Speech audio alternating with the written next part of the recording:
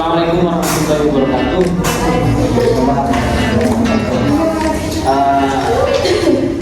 Alhamdulillah kita bisa bermanfaat sampai pada sore hari ini. Kita akan melaksanakan presentasi tentang teori belajar DNA heuristik dan implementasinya dalam pembelajaran pendidikan agama Islam yang dimana akan disampaikan oleh saudara Pak Fauzi.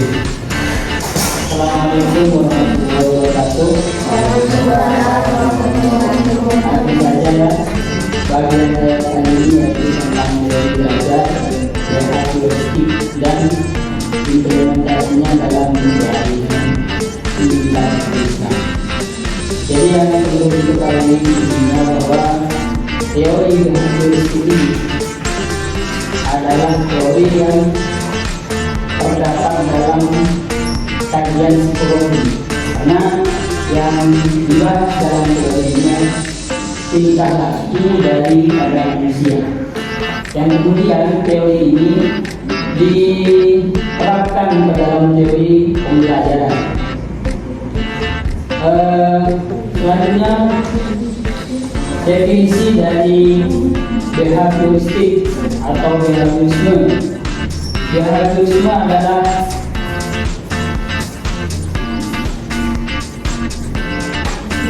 suatu teori dalam pelajaran yang menekankan pada interaksi antara stimulus dan respon. Jadi dalam teori ini yang ditekankan adalah interaksi atau hubungan antara stimulus dan respon. Jadi seseorang itu dalam menurut teori ini dianggap sudah belajar jika terdapat perubahan perilaku ketika terjadi interaksi antara stimulus dan respon. Stimulus ini adalah segala rangsangan yang diberikan oleh tenaga pendidik atau guru, dan respon adalah reaksi dari seorang murid atau siswa ketika mendapatkan stimulus itu. Selanjutnya contoh, misalnya kita memberikan pelajaran matematika 1 tambah 1, 2 tambah 2. Nah, ketika kita memberikan pelajaran itu kepada peserta didik kita, yang awalnya siswa itu tidak tahu berapa 1 tambah 1, 2 tambah 2, dan seterusnya. Tapi pada akhirnya siswa itu dengan adanya stimulus yang kita berikan, dia bisa menangkap, tahu angka dari 1 tambah 1, 2 tambah 2. Dalam teori ini yang dibahas adalah perilaku yang nampak yang bisa diamati. Sedangkan perilaku yang bersifat tidak diamati, kayak kemarin faktor internal itu faktor yang ada dalam diri seseorang, kayak minat, motivasi, dan juga bakat seseorang itu tidak masuk dalam kajian teori behaviorisme. Yang menjadi kajian adalah sesuatu yang diamati atau tampak, yang bisa dirasakan secara empiris. Kemudian tokoh-tokoh dari behaviorisme. Di sini ada Ivan Pavlov dengan teorinya yaitu relational conditioning atau condition klasik. Dalam teorinya ini dia memberikan eksperimen atau mencoba pada hewan, yaitu anjing. Anjing itu ketika melihat sebuah makanan ternyata dari anjing itu mengeluarkan air liur. Akan tetapi di sini ketika eksperimen dicoba oleh seorang Ivan Pavlov.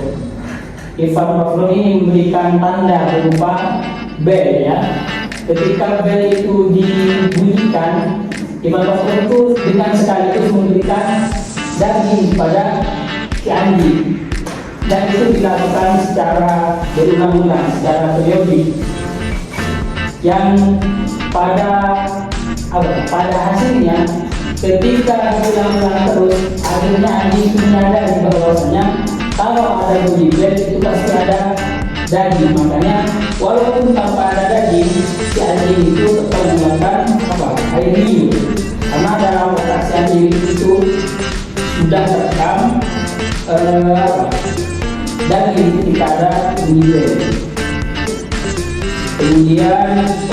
Contohnya ada Edward E. Thorndike yang dengan teorinya yaitu koneksialisme atau koneksialisme.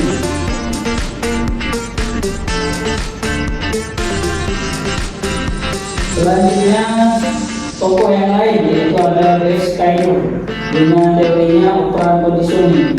Mungkin teman-teman bisa membaca sendiri ya dengan teorinya lumayan banyak. Lanjut saja pada penerapan teologisme ini dalam pendidikan agama Islam. Bagaimana caranya? Kita mengikutkan teori yang sudah ada dalam catatan para tokohnya di sini. Misalnya kalau dalam pendidikan Islam kita memberikan pelajaran, misalnya apa ya? Mengajarkan wudhu misalnya. Nah, ketika kita mengajarkan wudhu dalam teori ini kita memberikan pasangan kepada peserta didik kita berupa misalnya contoh ataupun ceramah kepada para peserta didik. Nah, contoh itu kita perkuat dengan misalnya dengan pengulangan ataupun sesuatu yang lain. Yang ini dalam teori teologisme disebut dengan apa? Disebut dengan respon atau penguatan. Sehingga peserta didik itu mampu melakukan gerakan-gerakan atau kondisi yang sesuai dengan yang kita arahkan. Jadi kesimpulannya dalam teori ini adalah bagaimana situasi pembelajaran itu menekankan antara interaksi antara stimulus dan respon. Mungkin hanya itu dari saya. Mungkin dari teman-teman ada yang lebih memahami daripada saya, mungkin bisa didiskusikan ya, diberikan masukan ya. Saya berikan kepada moderator. Yang atau ada yang mau bertanya dari Ya.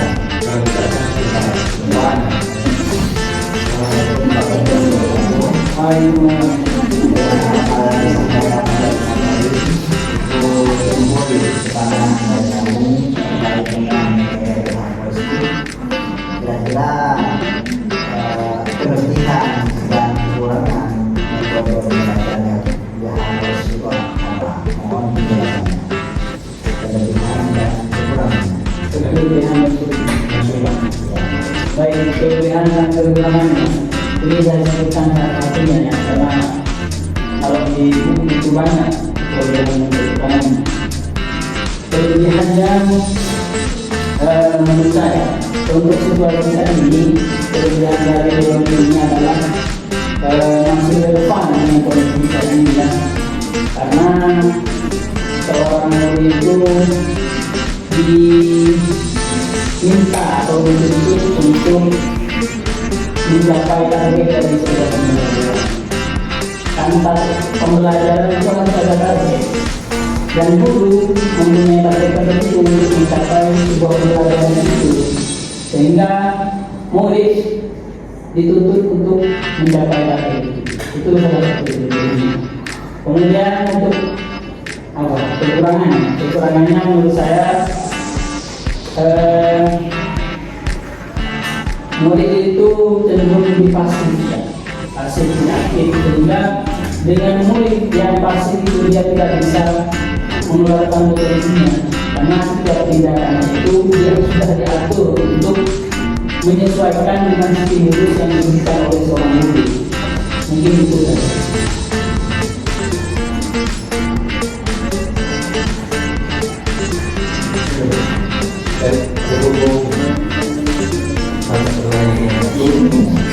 maka itu penjelasan ini semoga bermanfaat.